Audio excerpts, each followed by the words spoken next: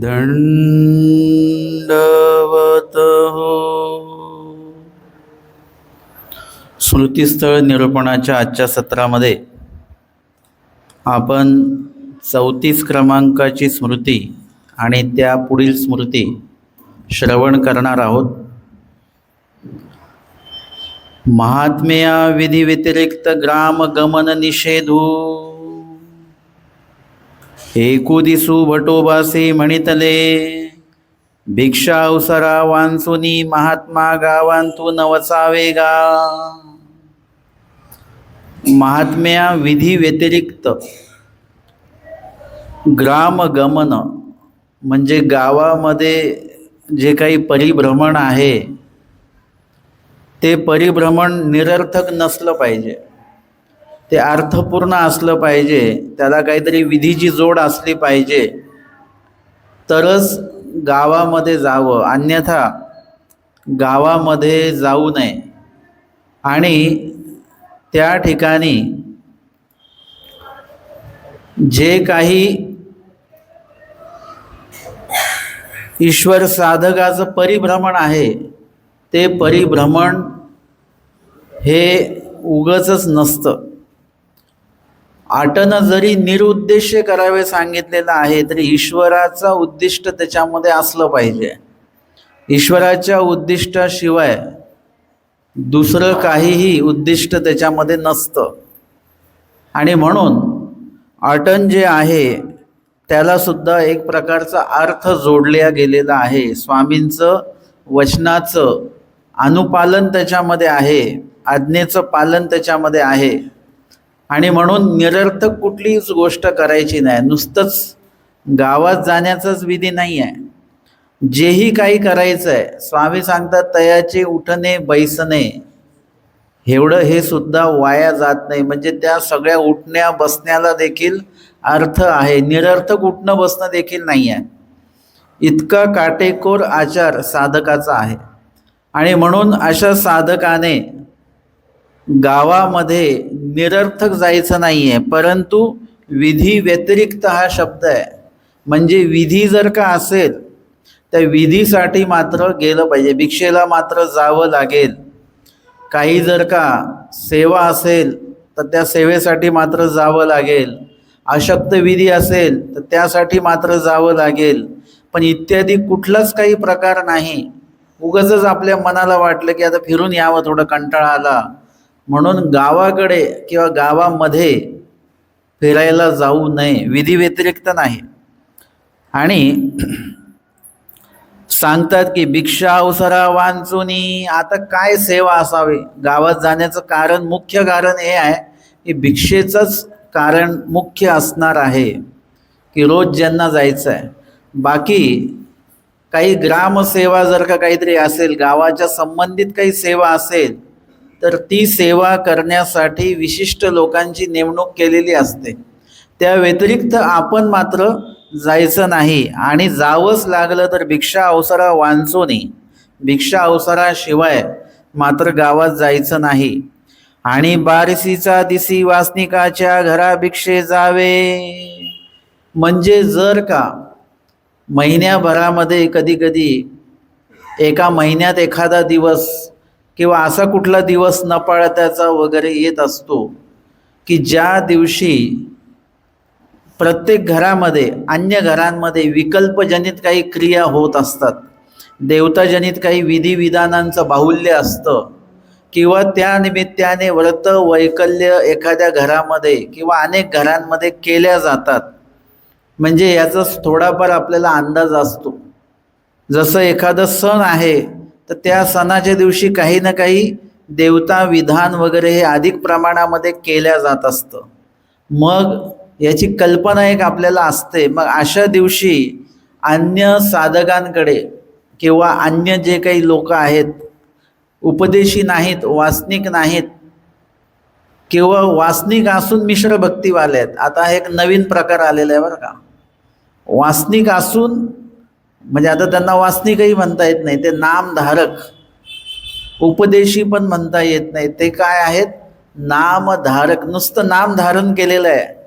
आपण म्हणतो हे उपदेशी घर आहे बरं का, परंतु ते मिश्र भक्ती करत असतील तर ते देखील अन्य विकल्पजनित कर्मकांड ते करत आहेत. आता त्यांच्या घरी देखील भिक्षेला त्या दिवशी जाऊ नये, कारण की त्यांनी देखील काहीतरी विकल्पजनित विधी त्या दिवशी ठेवलेला आहे. ते म्हणाले आज आमचा उपवास आहे. कसला उपवास आहे? होळीचा उपवास आहे. काही संबंध नाही, पण ठेवलेला आहे. किंवा उपवास हा प्रकारच आपल्या मानव पंथामध्ये नाही, आणि तो जे कोणी करत असेल त्या वैदिकतेशी संबंधित तो झालेला आहे. आणि त्याच्यामुळे या ठिकाणी आपल्याला हे पण लक्षात घ्यावं लागेल की असं काही सणवार हे माहिती असलं पाहिजे. जो चर्यावंत साधक आहे त्याच्याकडे काही कॅलेंडर नसणार आहे, दिनदर्शिका त्याच्याकडे नसणार आहे, परंतु त्याला हा अंदाज जो आहे तो अंदाज त्याला माहिती असला पाहिजे की कुठल्या दिवशी काय आहे, कुठल्या दिवशी काय नाही आहे, ह्याचं एक दिवसाचं गणित त्याला माहिती असलं पाहिजे. आणि त्या अनुषंगाने काय करावं की त्या ठिकाणी आपल्याला पाळतं न पाळत्याचा दिवसही माहिती असला पाहिजे.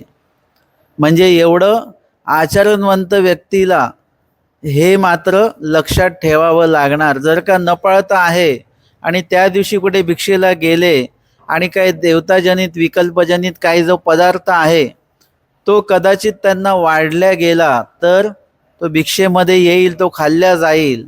आणि म्हणून याची दक्षता जी आहे ती आधीच लक्षात घ्यावी. म्हणजे एक पूर्ण वर्षभराची दिनचर्या जी आहे ती आपल्याला माहीत असली पाहिजे.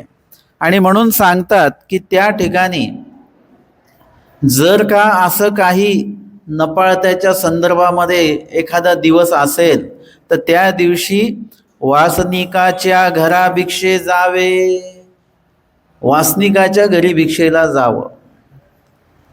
त्या दिवशी मुळामध्ये म्हणजे एक तर परिभ्रमण त्या दिवशी असता कामा नाही. नपाळत ज्या दिवशी असतो त्या दिवशी आपला प्रवास पण असतो बरं का, है ना. नपाळत असलं की आपण लगेच देवपूजा वंदन करायला निघतो. मुळामध्ये म्हणजे नपाळत ज्या दिवशी आहे त्या दिवशी प्रवासच नाही केला पाहिजे. आपण जास्तीत जास्त एका ठिकाणी राहून स्मरण केलं पाहिजे. आणि जर का देवपूजेला आपण जात असू, देवपूजेला जाणं काही वाईट नाही, चुकीचं नाही. उलट त्या दिवशी जास्तीत जास्त देवपूजा केली तर ते चांगलंच आहे. पण देवपूजेला जाताना कसं जायचं? अन्य वार्ता करत करत गेलो तर त्या नपाळत्याचा प्रभाव आपल्याला फक्त लक्षात येतं की आम्ही आज एवढे प्रसाद केले, एवढी देवपूजा केली. पण मधल्या प्रवासाच्या काळामध्ये आपण जर का अन्य वार्ता केलेली असेल तर पूर्ण प्रवासभर देवतेचा प्रभाव असतो, है ना. इतरत्र ठिकाणी देवतेचा प्रभाव असतो आणि तो प्रभाव आपल्यावर होत राहतो. आणि देवपूजा वंदन करताना पण लीळा आठवून वगैरे काही आपण करत नसतो. आपण ते फक्त कपाळ टेकवत असतो. वंदन आपण करत नाही, नुसते कपाळ टेकवतो.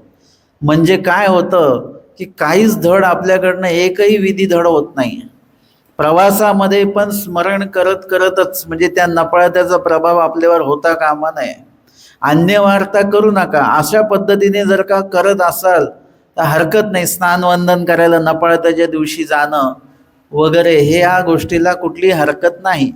फक्त मग ते अन्य वार्ता वगैरे करत ते जर का केलं तर व्हायचा तो परिणाम नपाळत्याचा आपल्यावर होऊ शकतो. आणि म्हणून चर्यावंत साधकालाही सांगितलं की त्या दिवशी म्हणजे ज्या दिवशी नपाळता आहे त्या दिवशी वासनिकांच्याकडे जावं भिक्षेला. अन्य जे लोक आहेत त्यांच्याकडे भिक्षेला जायचं नाही. आणि अभ्यागता आसक्ता अक्षेमा कारणे तरी भलते दवाची जावे. मग गावात जायचंच नाही का अजिबात? भिक्षे व्यतिरिक्त सांगितलं भट्टोबासांनी. मग भिक्षा जर का संपन्न झालेली आहे, भिक्षा मागून आलेलो आहे आणि नंतर मग काही जरी उपस्थित झालं तरी मग गावात जायचंच नाही का ना सांगतात. आणि अभ्यागता आसक्ता जर का अभ्यागत आले किंवा अशक्त कोणी आले आहेत, अशक्तता निर्माण झाली कोणाला किंवा अभ्यागतच आले कुणी, आणि त्यावेळेला जर का त्यांना काही आणण्याचं काम आपल्याला पडलं की बाबा त्यांना अमकी अमकी गोष्ट लागत आहे, तर त्यावेळेला गावात जावं. किंवा एखादी अशक्त जी व्यक्ती आहे त्यांच्यासाठी काही हिरडा बेहाडा औषध वगैरे काही आणण्यासाठी जर का जावं लागलं, वैद्याला बोलवायला जावं लागलं, तर त्यावेळेला मात्र त्या अशक्त सेवेसाठी तुम्हाला काही आणायचं आहे, फळ आणायचं आहे वगैरे, शीतपथ्य काही आणायचं असेल तर मात्र जावं. म्हणजे परत काय विषय आला, विधी व्यतिरिक्त जायचं नाही आहे. विधियुक्त असेल तर मात्र जायला हरकत नाही. आणि तो विधी पण कसा असला पाहिजे, बलवत्तर विधी असला पाहिजे की त्यावेळेला जाणं आवश्यकच आहे. जर का आवश्यक नसेल तर नाही, एखादं म्हटले की नाही तब्येत थोडी खराब आहे पण एवढं पण काही नाही आहे, थोडासा आराम केला, दगदग झालेली आहे तर मग बरं वाटेल, त्यावेळेला थोडं थांबून घ्यावं. आणि जर का वाटलं की नाही हे थोडंसं जास्त वाटून राहिली आहे तब्येत, मग त्यावेळेला मात्र काय करावं, मग गावात जाणं होईल. अशक्तासाठी अभ्यागतासाठी मात्र जसं ते सांगितलेलं आहे की आपली पातळी पडिले भोजन कीजे. परंतु जर का कोणी अभ्यागत असतील किंवा कोणी अशक्त जर का असतील आहे ना, चर्यावंतांना आटनादिक्रमे जर का कोणी अभ्यागत भेटले तर काय करायचं, आपल्याकडचं बरवा पदार्थ वस्तू वस्त्र त्यांना द्यावं. आपल्याकडे चांगल्या प्रकारचं वस्त्र असेल तर ते त्यांना देऊ करावं आपण. आणि भिक्षा अवसर काळी जर का आहे, तर स्वामींनी सांगितलं आपल्या सांगा त्या भिक्षे न्यायचे, त्यांना सोबत घेऊन जा. किंवा मग त्यांना सांगा तुम्ही इथे थांबा, आज तुमची भिक्षा मी घेऊन येतो. म्हणजे अशा प्रकारे. आणि जर का तिथे चांगला पदार्थ येत असेल की आपण तर तूप खात नाही आहे परंतु तूप मिळतं आहे, मग ते अभ्यागता कारणे ते घ्यावं, एरवी आपण घेत नाही. मिष्टान्न जे आहे ते आपण खात नाही पण अभ्यागत प्राप्त आहेत त्यांच्यासाठी ते घ्यावं. म्हणजे उत्तम उत्तम पदार्थ. आणि एखाद्या वेळेस नसेल तर त्यांना आपण ते मागू शकतो की अशक्त आहेत, त्यांच्यासाठी थोडंसं आमका आमका पदार्थ जर का मिळाला, आमका आमका फळ जर का मिळालं तर बरं होईल. हे एखाद्या संभाव असलेल्या घरी, संभावनिकाच्या घरी, म्हणजे ज्यांच्याकडे मिळण्याची संभावना आहे अशा घरी ते मागून घ्यावं. पण कुणासाठी, स्वतःसाठी नाही. अशक्तासाठी आपण स्वतःसाठी मागत असतो, दुसऱ्यांसाठी नाही. असं पण नसतं की आपण जर का नाही घेतलं तर ते दुसऱ्यांच्या मुखी लागेल, नाही, आपल्याच मुखी लागलं पाहिजे. आपण एकदा खाल्लंय तरी परत भरून ठेवायचं, आपल्यासाठी होईल, तसं नको. उलट आपल्याला जेवढं लागेल तेवढंच घ्यावं आणि बाकीचं जे आहे ते घेऊ नये. ते इतरांच्या मुखी लागलं तर त्याचंही कुठेतरी गोमटं आपल्याला लागू शकतं. आणि जर का सगळंच आपणच घेत राहिलो तर गोमटं घडण्याची काही शक्यता नाहीच. आपल्याला जे काही मिळतं आहे ते घेताना सुद्धा त्याच दृष्टीने घ्यावं की हे जे काही माझ्याकडे आलेलं आहे ते कुणाला तरी देण्यासाठी म्हणून असावं. जसं आता मला जर का काही ड्रायफ्रूट वगैरे मिळाले तर मी तर खात नाही ते, परंतु मी हे बघतो की कोणी अशक्त जर का भेटले तर त्यांना हे देता येतं. म्हणजे आपल्याकडं आलेला उत्तम पदार्थ जो आहे, जसं मामाजींनी गुरुजींनी आम्हाला सांगितलं की तुमच्याकडे जे येतं आहे ते त्याला नाही म्हणू नका, येऊ द्या. पण कशासाठी येऊ द्या, स्वतःसाठी नाही, हे उपयोगी लावण्यासाठी. जर का तुम्ही नाही म्हणाले तर ते काय जे दातृत्व आहे ते त्या व्यक्तीकडेच राहून जाईल. तुम्ही काय करा, ते देतोय तो त्याच्याकडनं घ्या आणि परमार्गी उपयोगी लावा. त्याच्यापेक्षा तुम्हाला जास्त माहिती आहे की कुठे उपयोगी आहे, कुणाला द्यायचं आहे, तर त्या प्रकारे तुम्ही त्याची क्रिया वाढती ठेवा आणि त्या अशक्त विधीमध्ये ते उपयोगामध्ये आणा. आवश्यक विधीमध्ये ते वस्तू असेल, पदार्थ असतील ते उपयोगी आणा, द्रव्य असेल ते उपयोगी आणा. आता आम्हाला ही दक्षिणा मिळते ती कशासाठी मिळते, ती आमच्यासाठी मिळते का, नाही. आमच्या पुरतं तर आम्हाला सगळं मिळून राहिलेलं आहे, परंतु जे काही येतं ते पुढे कुठेतरी आपल्याला देता येईल अशा दृष्टीने ते मिळत असतं. पुढे कुठेतरी क्रिया उपस्थित होईल तेव्हा काय उपयोगी येणार, आपल्याकडचं द्रव्य बरोबर आपल्या उपयोगी पडणार आहे. आणि म्हणून अशा वेळेला जेही आपल्याला अपूर्व असं काही मिळतं की अनपेक्षित असं काही मिळत असतं, त्याचं थोडं आकलन करायचं. हे का मिळतं, याचा उल्लेख मी काही केलेला आहे का? उल्लेखलेला असेल तर घेऊ नये. आणि काही उल्लेख नसताना ते मिळतं आहे म्हणजे पुढे काहीतरी अभ्यागत सेवा असावी म्हणून हे मला मिळतं आहे. आणि ते घ्यायचं म्हणजे ते परमेश्वराने आपल्याला कुणाला जरी देण्यासाठी म्हणून ते मला प्राप्त करून दिलेलं आहे. त्याच्यावर माझा काहीच हक्क नाही. ते फक्त सांभाळणं एवढंच हक्क आहे. बाकी ते उपयोगी लावण्या एवढं माझा काही हक्क नाही. या दृष्टीने आपल्याकडे येणाऱ्या पदार्थांचं आपण विनियोग करायचा, उपयोग करायचा असतो. त्याचं सुद्धा गोमट आहे. बघा, वस्तू आपण विकत घेतली नाही, आपल्या मालकीची नाही, फक्त कुणीतरी दिलेली आहे आणि कुठेतरी आपल्याला ती योग्य ठिकाणी ती उपयोगी आणायची आहे, याचं आपल्याला विशेष गोमट प्राप्त होत असतं. आणि म्हणून इथे सांगितलं, अभ्यागता किंवा अशक्ता कारणे आपण गावात गेलो तर भलते दवाही जावे, कधीही जावं. एरवी आमचे स्वामी सांगतात की अवेळ सवेळ दुपार हे तिन्ही चुकवावे. परंतु अशक्त जर का एकदम मध्यरात्री 1 वाजता त्यांना आजारी एकदम तब्येत खराब झाली आणि आता वैद्याकडे जायचंय, मग आपण हे वचन समोर ठेवायचं का? आता मी जाणार नाही, मी दिवस उजाडल्यावरच जाईन ना. स्वामींनी सांगितलं अवेळ सवेळ दुपार, किंवा दुपारी भर दुपारी 1 वाजता 2 वाजता त्यांची तब्येत खराब झाली, मग हे वचन तिथे ठेवणार का आपण? नाही. तोपर्यंत त्या जो काही आजारी अशक्त व्यक्ती आहे तो तर एकदम शेवटच्या टोकापर्यंत निघून जाईल. तो त्या वेळेला मग कुठली पण वेळ असो ती अवेळ सवेळ वगैरे, आता विधीच्या समोर ती अवेळ सवेळ काही नाही. विधी व्यतिरिक्त जे आहेत त्यांच्यासाठी अवेळ सवेळ दुपार वगैरे आहे. किंवा आटनादिक्रमे निघायचं असेल तर मग अवेळ सवेळ दुपार हे तिन्ही चुकवूनी आपण आटन करावं. गावोनी गावा हे तिन्ही वेळा चुकवून करावं. पण अशक्त सेवा ही अशी सेवा आहे की त्याला तुम्ही अंतर नाही देऊ शकत. कदाचित भिक्षेला तुम्ही सांगू शकता की थोड्या वेळाने मी जाईन, असं आपण म्हणू शकतो.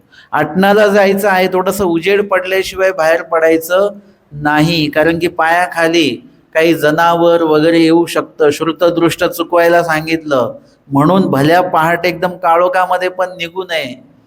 अशा प्रकारचं काही नियमन आमच्या स्वामींनी करायला सांगितलेलं आहे.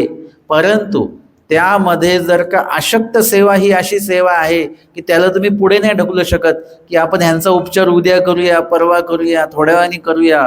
लगेच त्याचा उपचार जो आहे तो होणं गरजेचं आहे. आणि म्हणून सांगितलेलं आहे की भलते दवाही जावे, ज्या वेळेला ती सेवा प्राप्त झाली त्याच वेळेला लगेच त्याचं सेवेअर्थी आपण जे काही उपाय आपल्याला ज्यावेळी करता येईल त्यावेळेला आपल्याला तो उपाय जो आहे तो करायचा आहे. वांचोनी वाये वाये ओळखीच्या घरानं वचावे. वाये वाये पुन्हा पुन्हा वरचे वर ओळखीच्या घरी जाऊ नये. आमचे स्वामी सांगतात भिक्षेला सुद्धा ओळखत्याच्या घरानं वचावे. का बरं जाऊ नये? कारण की तो चांगली भिक्षा वगैरे तर देईल, परंतु ओळखीचा व्यक्ती आणि अनोळखी व्यक्ती भेटल्याचा अजून एक फरक असा असतो. ओळखीचा व्यक्ती भेटला तर आपण त्याच्याशी 2, 3, 4 शब्द बोलतो, शांत बसत नाही आपण. काही बोलायचं काही नसतं बरं का, विषय काही नसतो, उगच आपलं कधी आले आहे ना. निरोपणाला आलेल्या लोकांना उगच विचारतो आपण कधी आले, आत्ताच आले, ते काल नव्हते आले का, हे विचार नाही. विषय काही नाही, काल आले काय ते नाही आले काय याच्याशी आपल्याला काही संबंध नाही. तरी पण एक विषयाला विषय.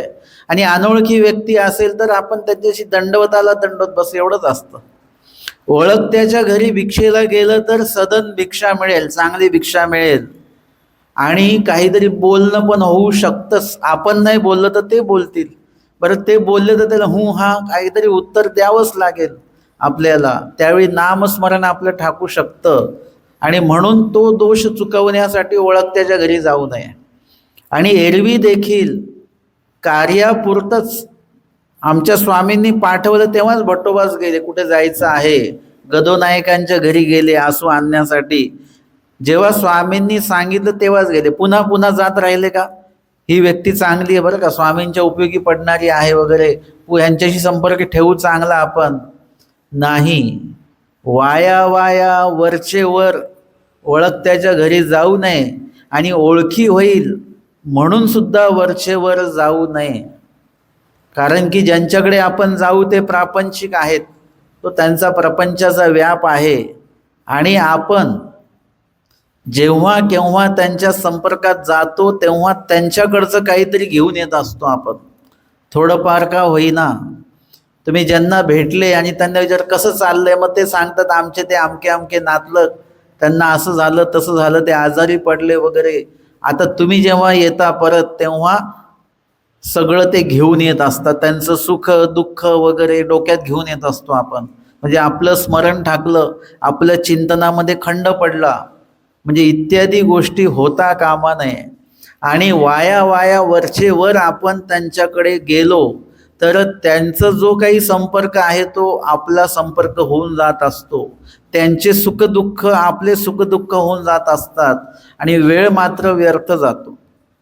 या व्यतिरिक्त धर्मवार्ता जर का होत असेल तरच वासनिकांशी संपर्क तेव्हाच ठेवावा जेव्हा धर्मवार्ता होते. अन्य वार्ता होत असेल त्या वासनिकांशी किंवा त्यांना त्या उपदेशी व्यक्तीशी तेवढ्या पुरता तेवढा दंडवताला दंडवत एवढा संपर्क ठेवावा.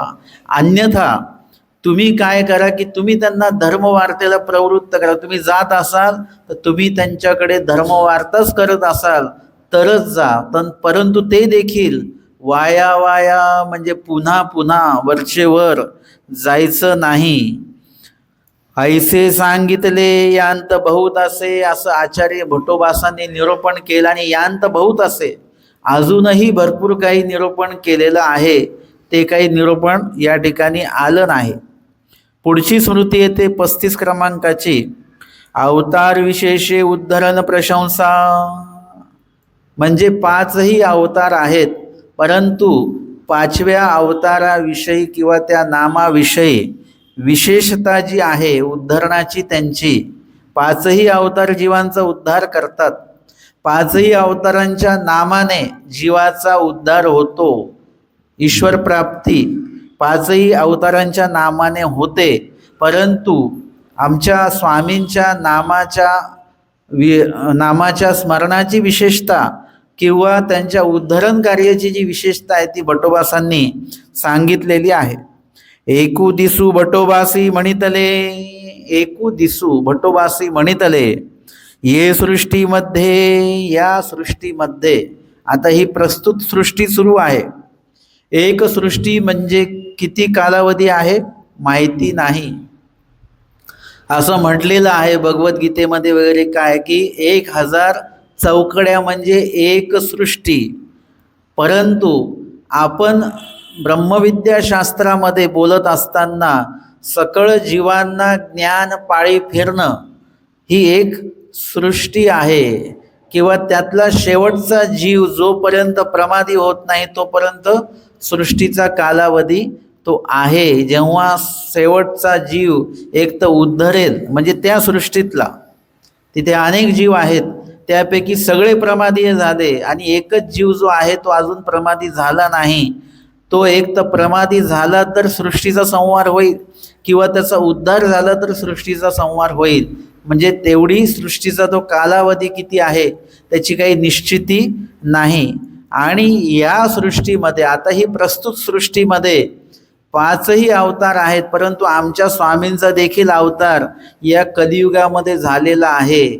आणि त्या अवतारांची विशेषता स्वामींनी वचनामध्ये सांगितली की कवणा अवतारांना काही व्यसन, कवना अवतारांना काही व्यसन, परंतु येथ काय आहे, जीव उद्धरण्याचंच व्यसन आहे. म्हणजे केवळ जीव उद्धरण्यासाठी ते आलेले आहेत.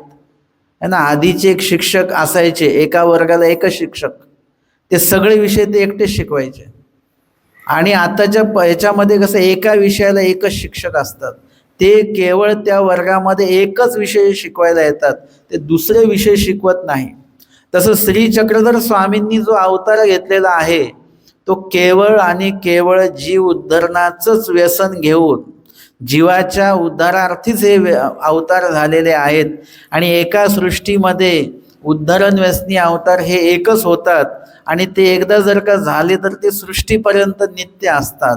आणि म्हणून श्री चक्रधर स्वामींचा जे काही 200 वर्ष बाकी आहेत वगैरे असं हे डोक्यातनं काढून टाका बरं का. हे सृष्टीपर्यंत नित्य अवतार आहेत. आणि म्हणून इथे ही एक आमच्या स्वामींची विशेषता या ठिकाणी सांगितलेली आहे. आणि सोबतच ये सृष्टीमध्ये येणे अवतारे म्हणजे श्री चक्रधर स्वामी.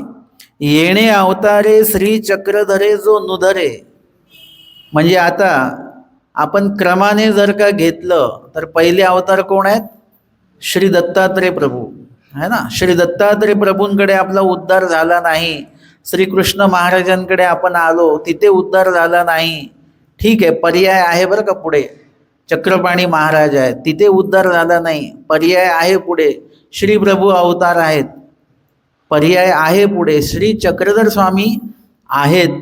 आता जर का श्री चक्रधर स्वामींकडे आपला उद्धार झाला नाही तर मग पुढे पर्याय नाही.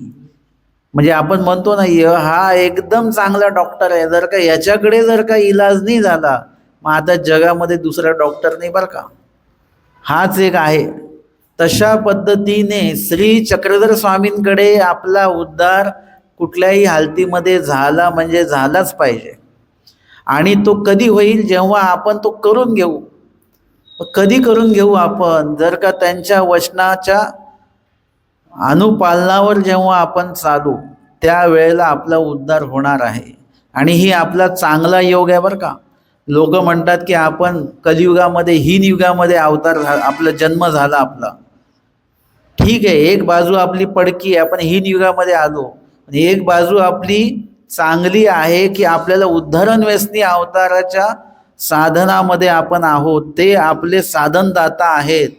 म्हणजे असे शिक्षक भेटलेत आपल्याला की ते अभ्यास आपल्याकडनं करवूनच घेणार. फक्त आपण पण करण्याचा प्रयत्न आपला असला पाहिजे.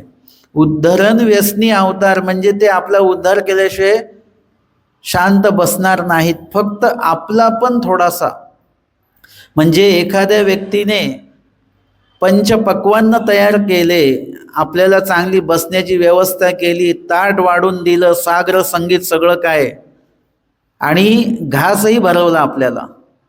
आता चावलं पाहिजे की नाही आपण? आपण म्हटलं आम्ही चावणार नाही, म्हणजे आम्ही बनवणार पण नाही आणि आम्ही घासही मोडणार नाही आणि आम्ही घास मुखामध्ये घेणार पण नाही. बरं ठीक आहे, चावू नका. मिक्सरमध्ये सगळं जर का ज्यूस करून दिला त्या डाळ भात चपातीचा, आता चावायचं आहे का? आता काय करायचं आहे? फक्त गिळायचं आहे. आपण म्हटलं मला गिळायचं देखील नाही, मग आता काय करायचं? सलाईन लावायची? म्हणजे आपल्याला काहीतरी करावं लागेल ना. एक टप्पा. सगळं तर तयार मिळतंय, फक्त चावावा गिळावा ये तुलेची, फक्त चावायचं आहे. आणि त्याच्याही पुढे आपल्याला अजून सेवा मिळाली. जसं आई असते ना, आई काय करते? मुलाला दात नसतील तर आई काय करते? आधी स्वतः खाते आणि स्वतः खाल्लेलं मग ते जे काही पेस्ट करते ते मग ते आपल्या तोंडातनं काढून मुलाला भरवते. आता मुलाने काय करायचंय? फक्त त्याचा आनंद घ्यायचा आहे, त्याची चव घ्यायची आणि ते गळ्याखाली उतरवायचं, गिळायचं आहे. पण मुलगा म्हणाला मी हे पण नाही करणार, तर मग आता आईने काय करायचं? तसं परमेश्वर श्री चक्रधर स्वामी वाडोवाडी, गावोगावी वाडोवाडी प्रत्येक जीवाप्रती पोहोचण्याचा स्वामींनी काय केलेला आहे? उपक्रम राबवलेला आहे. सगळीकडे कुठेतरी भडोचमध्ये स्वामी आहेत, तिथून मग इकडे येतात महाराष्ट्रामध्ये, इथे परिभ्रमण वगैरे करून इथल्या जीवांना काही साधन देऊन आमचे स्वामी परत आता उत्तर दिशेला गेलेले आहेत. तुमची आमची सगळ्यांची भावना आहे की आमचे स्वामी आता कुठे आहेत? उत्तरेला आहेत. मला असं वाटतं की कदाचित स्वामी पूर्वेकडे आलेले असतील किंवा अजून उत्तर आणि पूर्वेच्या मध्ये आलेले असतील. उद्धरण व्यसनी अवतार आहेत, त्यांचं परिभ्रमण सुरू असणार आहे. स्वामी आता उद्धरण कार्याच्या निमित्ताने कुठे असतील हे तुम्ही आम्ही सांगू शकत नाही. परंतु आम्हाला माहिती आहे की ते उत्तर दिशेला गेलेत, म्हणून आमची ती भावना आहे की त्या ठिकाणी स्वामी अजूनही आहेत म्हणून. म्हणजे अशा प्रकारे एका ठाई स्वामी थांबत नाहीत. ते परिभ्रमण का चालू आहे, वाडोवाडी गिवसने का सुरू आहे, की अधिकारी जीवांना आपल्यापर्यंत बोलवणं याला खूप वेळ लागेल, त्याच्यापेक्षा आपणच तिथपर्यंत जावं है ना. कधी कधी असं असतं की दुसऱ्यांना काम सांगत बसण्यापेक्षा ते काम आपण स्वतः केलेलं चांगलं असतं, पटकन होऊन जातं ते. तशा पद्धतीने कुणाला तरी आपल्याकडे बोलवा आणि त्याला काही समजत नाही आपण काय म्हणतोय काय नाही, त्याच्यापेक्षा आपणच त्याच्याकडे जा, वेळ कमी लागेल आणि आपला त्रास कमी होऊन जाईल.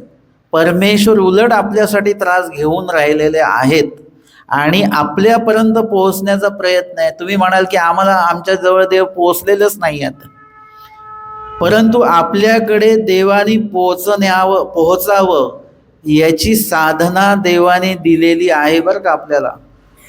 ती साधना आपण केली तर श्री चक्रधर स्वामी निळभट्टांच्या घरी आले ना तसं आपल्या पण घरी येतील, बाईसांच्या घरी आले ना तसं आपल्याकडं पण घरी येतील, किंवा भटोबासांना बोलवून घेतलं तशा प्रकारे माहीम भट्टांना बोलवून घेतलं स्वतःजवळ तशी तरी व्यवस्था करतील. परंतु ती साधना लक्षात घ्या बरं की भटोबासांना आधीच भेट का नाही दिली, माहीम भट्टांना आधी भेट का नाही दिली, निळ भट्टांना आधी भेट का नाही दिली, कारण की त्यांनी जी साधना आचरण केलेली होती कधीतरी देव भेटावी ही, त्या साधनेचा तिथे उजरंब तिथे आता झालेला आहे. तो परवड ज्याला परवड म्हणतो आपण, ती परवड आत्ता आलेली आहे आणि म्हणून त्या वेळेला देव आमचे तिथे पोहोचले. तशी साधना आपण करावी. सांगितलं ना अस्थिपरीमध्ये काय सांगितलं, तेच सांगितलं, देव भेटण्याची साधना सांगितलेली आहे. आणि त्या वेळेला ती साधना जर का आपण आचरली तर आपल्याला देव भेटण्याची साधना घडली तर आपली पण देव भेटण्याची निश्चिती होणार आहे.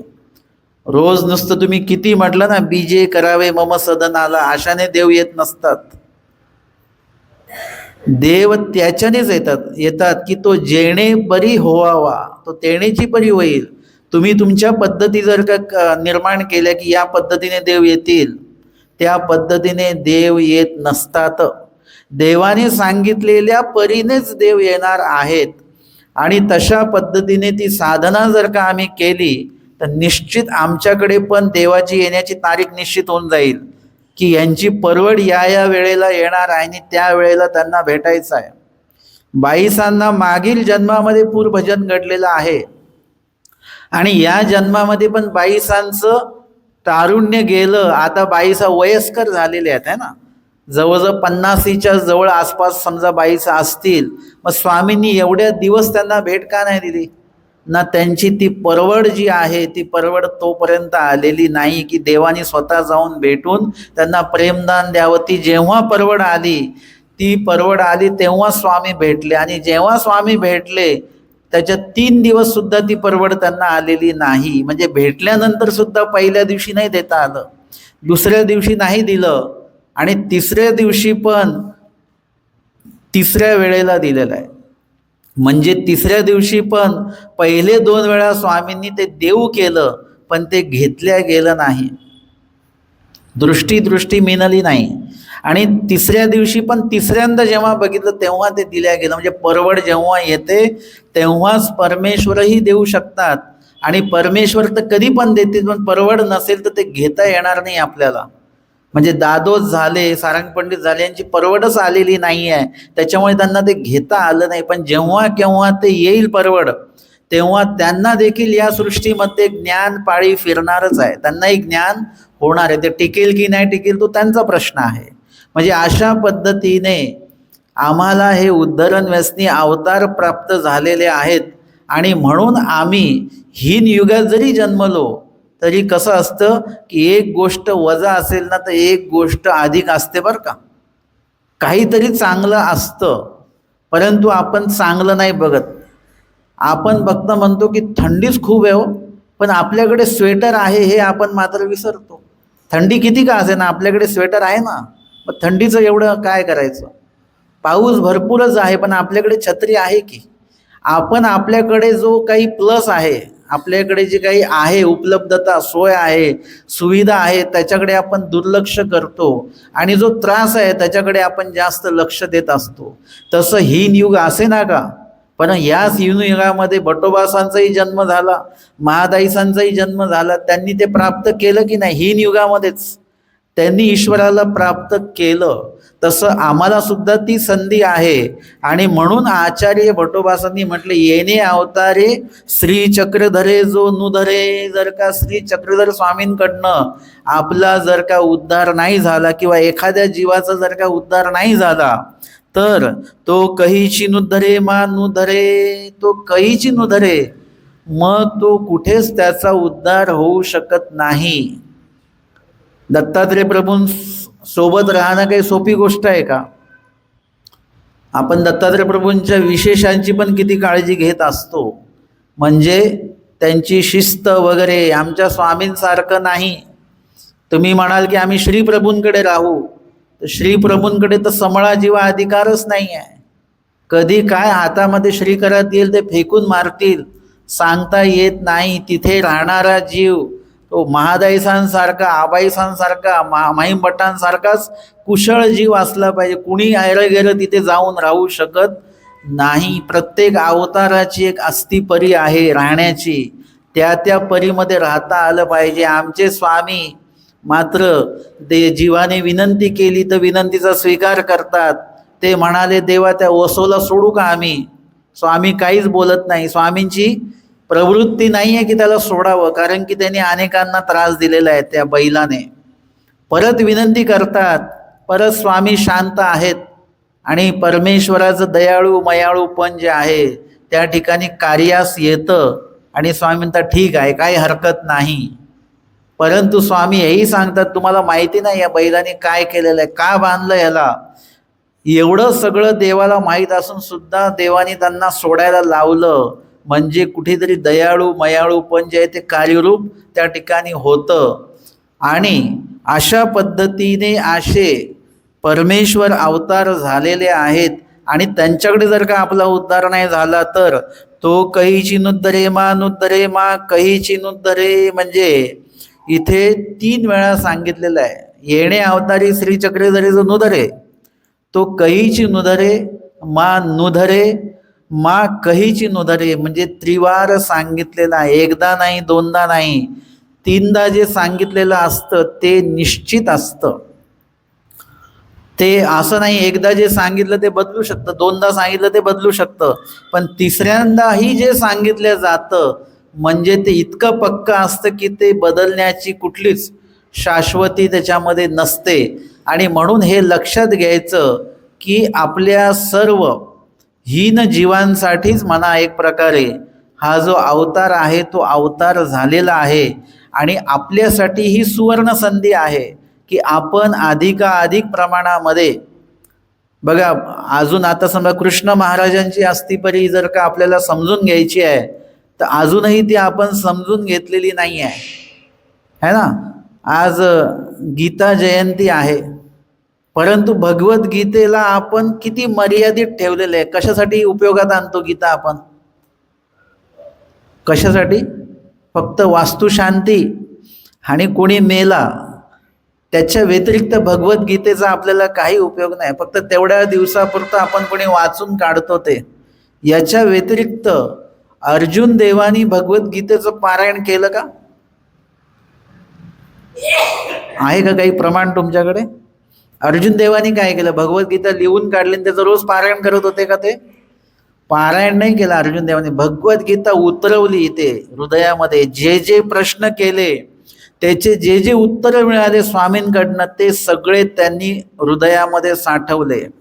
निष्काम कर्मयोग असेल काय, अजून त्याच्यामध्ये काय काय संन्यास धर्म सांगितलेला असेल काय, त्याग सांगितलेला असेल काय, हे सगळं नुसतं ऐकलं नाही, ते उतरवलं लगेच. आणि ते पण आचरण असं नाही आहे की आता सूत्रपाठ वाचून काढून नंतर आचरण करू आपण. जिथे गीता ऐकली तिथेच त्यांनी आचरण केलं. भगवद्गीता हा अति उत्तम असं श्रीकृष्ण महाराजांचं अप्रतिम निरूपण आहे. पण आपण काय केलं? फक्त श्लोक वाचून काढतो, आपण त्या भगवद्गीतेचा अर्थ वाचतच नाही. ते अर्थ आपल्यामध्ये उतरवत नाही. आम्ही फक्त म्हणतो की निष्काम कर्म निष्काम कर्म, पण आपण कधी करून बघितलं का ते निष्काम कर्म म्हणजे काय? लक्षात तरी घेतलं का आपण? नुसतंच गीता जयंती साजरा करून काही उपयोग नाही आणि भगवद्गीता वाचून काही उपयोग नाही आहे.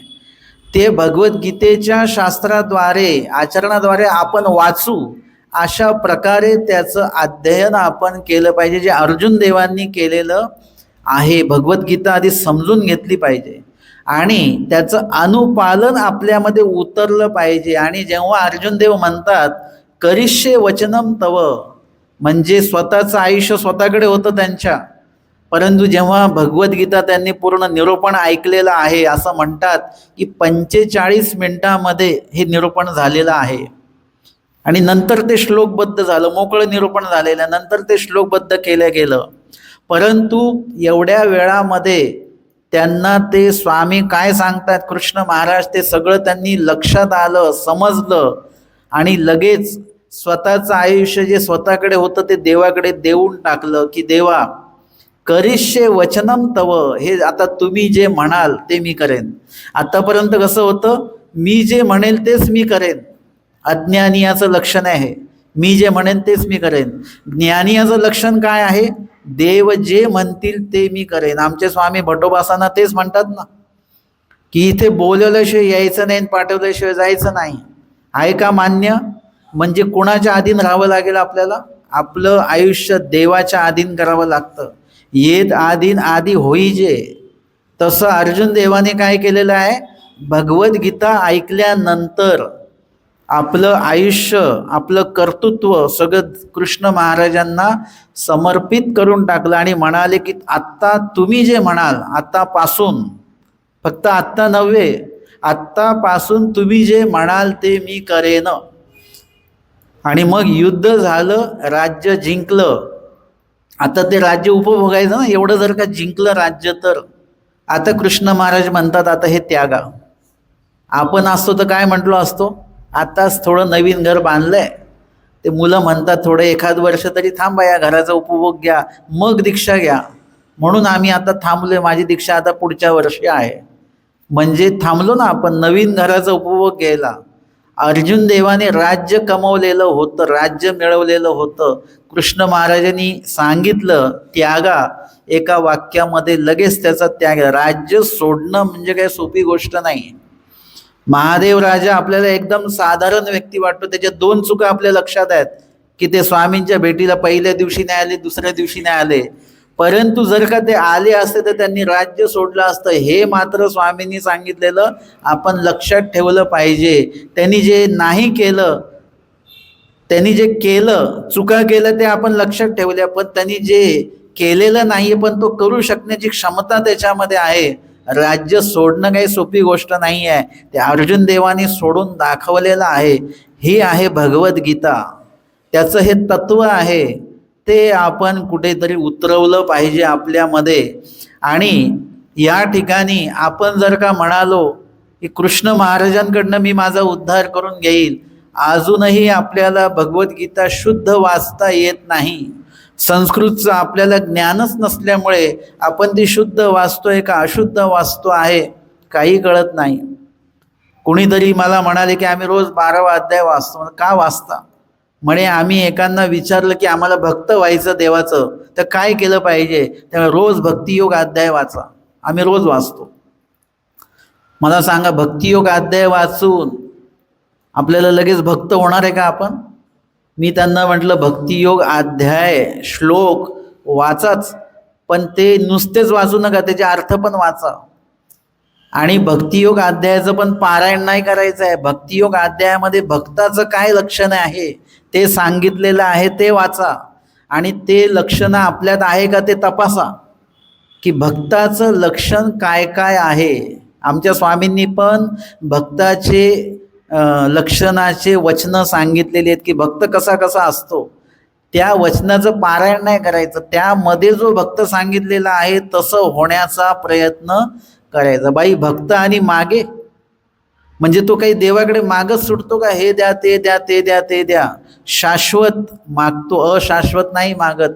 आणि आपण जर का देवाकडे मागत असू तर भक्तपदामध्ये आपण येत नाही. तसं भक्तियोग अध्यायामध्ये कृष्ण महाराजांनी भक्त कसा असला पाहिजे, भक्ताची गुणवत्ता काय आहे, त्याचं लक्षण काय आहे, त्याचं कार्य काय आहे, हे नमूद केलेलं आहे. आम्हाला ते वाचून काढायचंच आहे, अर्थात सकट वाचून काढायचं आहे आणि ते गुण माझ्याकडे आहेत का हे तपासायचं आहे आणि ते नसतील जे गुण ते माझ्यामध्ये निर्माण करायचे आहेत.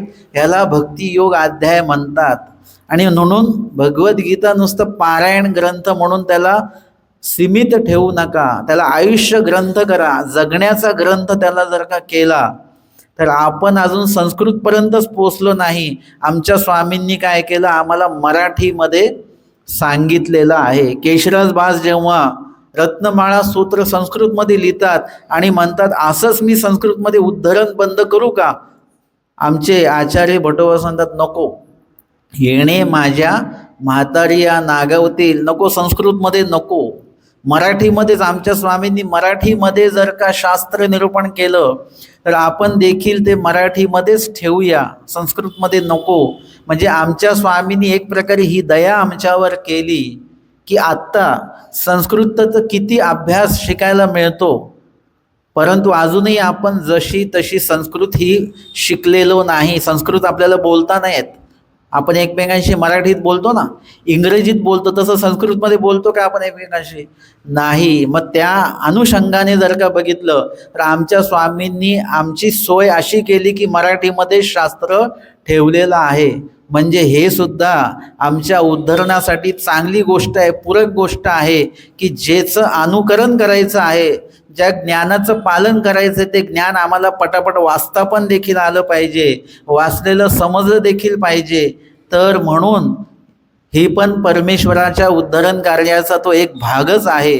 म्हणून आचार्य म्हणतात एवढं जर का ज्या अवतारांनी तुमच्यासाठी केलेलं आहे आणि त्या अवताराच्या ठिकाणी देखील आपलं जर का उद्धार होत नसेल आणि आपण उद्धार कमी करून घेण्यासाठी आम्ही जर का कमी पडत असू तर मग आता अजून कुठले अवतार आणायचे वेगळे की ज्यांच्याकडे आपला उद्धार होईल.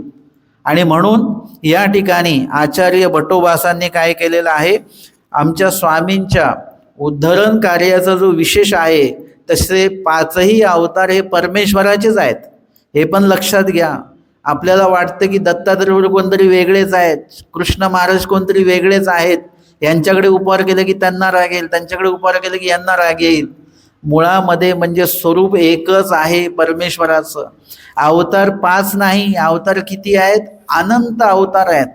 अनंत अवतार अनंत कार्यांसाठी, अनंत जीवांसाठी ते होत राहतात. 5 अवतार या सृष्टीमध्ये मुख्य असल्यामुळे 5ही अवतारांची नावं आमच्यापर्यंत देवानी सांगितलेली आहेत. 5ही अवतार जरी 5 असले त्यांच्यामध्ये स्वरूप मात्र एकच आहेत, एकाच परमेश्वराची ती आहेत. हे सुद्धा लक्षात घेणं तेवढंच क्रमप्राप्त आहे. आजच्या सत्रामध्ये आपण या ठिकाणी 34 आणि 35 अशा 2 क्रमांकाच्या स्मृत्यांवर श्रवण आणि चिंतन केलेलं आहे. धन्यवाद.